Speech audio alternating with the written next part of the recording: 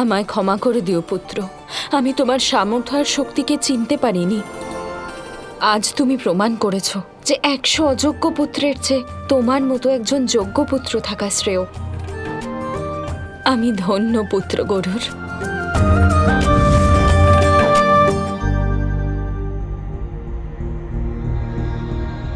প্রণাম মা। ভ্রাতা ইন্দ্র, এখানে কেন এসেছো? এখন অমৃত কলস আমার কাছে আর নেই। আমি খুব বড় অপরাধ করেছি ভ্রাতা। আমি কোনোদিন তোমার সাহায্য করিনি, কিন্তু নারায়ণ আমাকে আমার অপরাধ মনে করিয়ে দিয়েছেন। সেই জন্য আমি এখানে তোমার কাছে ক্ষমা চাইতে এসেছি, আর অমৃত কলস ফিরিয়ে দেওয়ার অনুরোধ জানাচ্ছি তোমায়। আমাকে ক্ষমা করে দিও অনুজ। এখন যেহেতু তোমার অস্তিত্বের প্রশ্ন উঠেছে, তখন তুমি আমার কাছে ক্ষমা চাইতে এলে। ঠিক বলছি তো আমি? কিন্তু আমি যখন বিপদে ছিলাম, সে মুহূর্তে তুমি আমাকে দূর করে দিয়েছিলে। এবার আমি তোমাকে কোনো সাহায্য করতে পারবো না ইন্দ্র, চলে যাও এখান থেকে। এমনটা বলো না ভ্রাতা। প্রশ্ন শুধু আমার অস্তিত্বের নয়, এটা হলো সমগ্র ব্রহ্মাণ্ডের বিপদ। ব্রহ্মাণ্ডের দোহাই দিয়ে তুমি নিজেকে সুরক্ষিত করতে চাও, কিন্তু তা কখনোই হবে না। ভ্রাতা, অভিমান করেছো জানি, কিন্তু এই উপকারের পরিবর্তে তুমি যা চাও আমি তাই দিতে পারি। দয়া করে ওই অমৃত কলস ফিরিয়ে দাও। পুত্র, ইন্দ্র যা করেছেন তার জন্য তিনি লজ্জিত, ক্ষমা প্রার্থী। উনি বিপদে নিজের অনুজকে সাহায্য করেননি, কিন্তু আমি চাই না একই ভুল তুমিও করো। পুত্র, পুরনো ঘটনা ভুলে নিজের অনুজকে সহায়তা করো, এটাই ধর্ম। আপনি যা বলবেন মা, আপনার আদেশ আমার কাছে শেষ কথা। আমি ইন্দ্রকে অবশ্যই সাহায্য করব।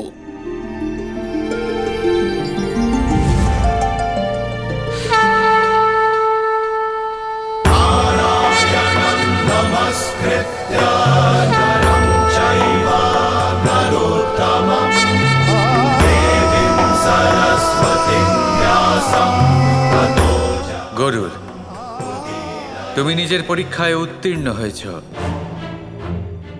আমি এটাই দেখছিলাম যে যোদ্ধা হবার দরুন শক্তি থাকার সাথে সাথে দয়া আর করুণার বোধ আছে কি তোমার? আর তুমি যা করেছো তাতে আমি অত্যন্ত প্রসন্ন। তুমি এটা প্রমাণ করে দিয়েছো যে তুমি একজন কুশল যোদ্ধা। আমি ধন্য হয়ে গেলাম প্রভু যে আপনার দর্শন পেলাম। আমিও তোমার সাথে দেখা করার জন্য আতুর ছিলাম, শুধু উচিত সময়ের অপেক্ষায় ছিলাম। তুমি হলে সর্বশ্রেষ্ঠ যোদ্ধা, সব থেকে যোগ্য, এই বিষয়ে কোনো সন্দেহ নেই গরুর। তুমি দেবতাদের পরাজিত করেছ, তার সাথে অন্য পরীক্ষাতে উত্তীর্ণ হয়েছ। এবার শুধু আমার একটা অনুরোধ রাখো। আপনি অনুরোধ না, আদেশ করুন প্রভু। কিন্তু বন্ধুর কাছে তো অনুরোধই রাখতে হয়, তাই না গরুর? তুমি কি আমার মিত্রতা স্বীকার করে আমার সহায়ক হবে গরুর?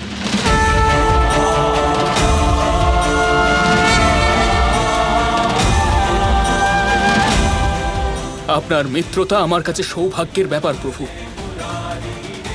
আপনি যা বলবেন আমি তাই করব প্রভু। আমি শুধু এটাই চাই যে তুমি যেন আমার বাহন হও, কারণ তোমার থেকে দ্রুত গতি, তীক্ষ্ণ দৃষ্টি, শক্তিশালী ডানা অন্য আর কোনো পাখির নেই। আপনার বাহন হয়ে আমার জীবন ধন্য হয়ে যাবে প্রভু। তাহলে ঠিক আছে, আজ থেকে তুমি আমার বাহন রূপে পূজিত হবে গরু। এবার সময় এসে গেছে পাতাল লোক থেকে দৈব অমৃত কলস ফিরিয়ে আনার। দয়া করে প্রস্থান করো।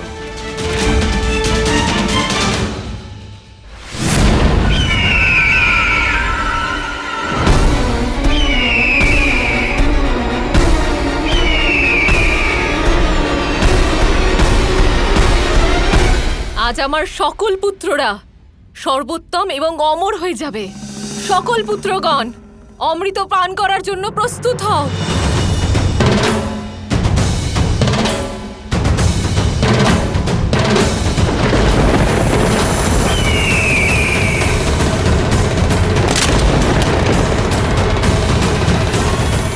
না পুত্ররা, তোমরা ওটা পান করো না।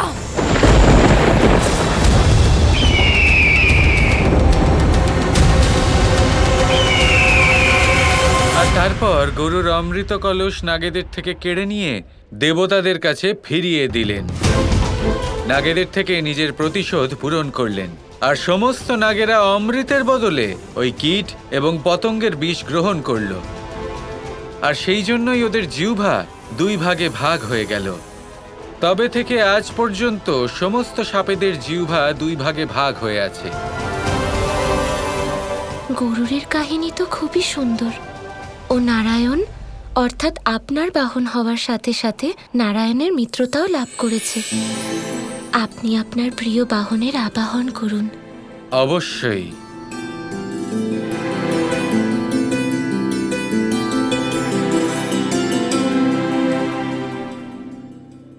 হে আমার মিত্র গরুর, আসুন।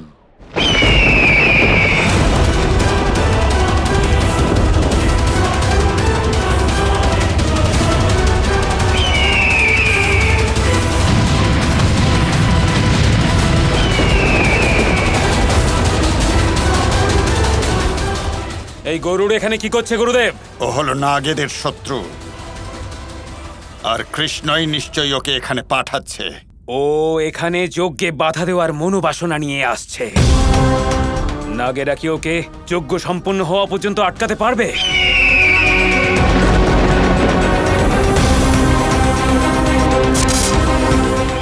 এটা তো গরুরের গলা। ওর কণ্ঠ শুনে নাগেরা ভীত হয়ে পড়ছে। কিন্তু যজ্ঞ শেষ না হওয়া পর্যন্ত আমাদের এই গরুরকে এখানেই আটকে রাখতে হবে। কিন্তু আমরা কি গরুরের শক্তির সম্মুখীন হতে পারবো মহাবলী তক্ষক? গরুরের সামনে আমাদের শক্তি ক্ষীণ হয়ে যায়।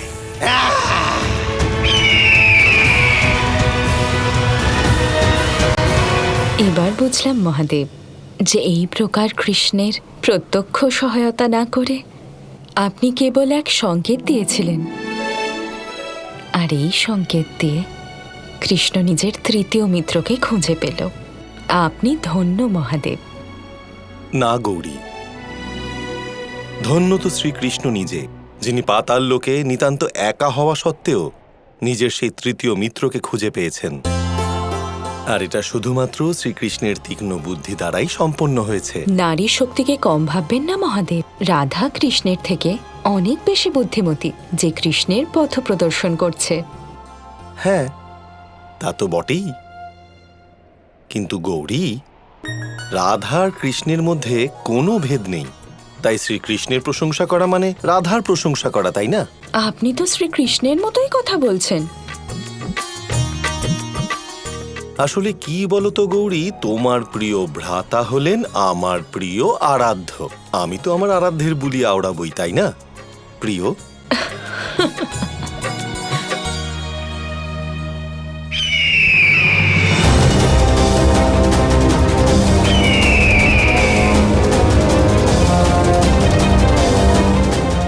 এখানে অসুররা আমাদের বেঁধে রেখেছে, তাহলে প্রসন্ন হবার এমন কি কারণ যে কারণে আপনি প্রসন্ন? কারণ আমাদের বন্দী বানিয়ে রেখেছে যে অসুররা, তাদের প্রত্যেকের কাল চলে এসেছে। গরুর, নারায়ণের বাহন গরুর আসছেন। এবার উনি এই শয়তানদের, এই রাক্ষসদের, এই অসুরদের সাথে প্রতিদ্বন্দ্বিতা অবশ্যই করবেন। গরুরের পরাক্রম দেখে আজ তুমি এটা অবশ্যই জেনে যাবে শাম্ব, যে গরুর কতটা সাহসী আর কতটা শক্তিশালী।